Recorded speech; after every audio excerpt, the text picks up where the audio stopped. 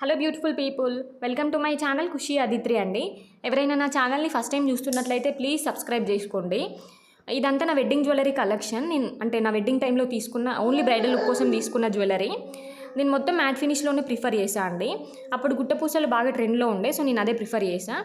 నాకు సీజెడ్ పెద్దగా నచ్చదు. నా వెడ్డింగ్ 2022లో అయిందండి. ఇప్పుడు మాకు ఒక చిన్న పాప, షీస్ 10 months ఓల్డ్. ఈ షార్ట్ చైన్కి నాకు 800 పడింది. దానికి వచ్చిన ఇయర్ రింగ్స్ భలే క్యూట్ ఉన్నాయండి. అంటే ఈ చైన్ మనం హాఫ్ శారీస్ దేని మీదకైనా భలే సెట్ అయిపోతుంది.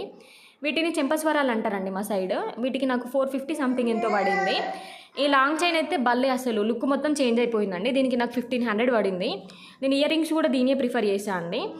అండ్ ఈ మాంగ్టికా మా చెల్లిదండి, భలే క్యూట్ ఉండే అది కూడా.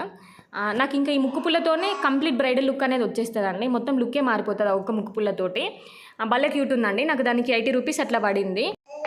నాకు ఇంకా వేరే ప్లాన్స్ కూడా ఉండే, బట్ మా వెడ్డింగ్ అంత టైం లేకుండే అండి. మా వెడ్డింగ్ అంటే మేము మాట్లాడుకున్న దానికి వెడ్డింగ్కి 13 days టైం ఉండే.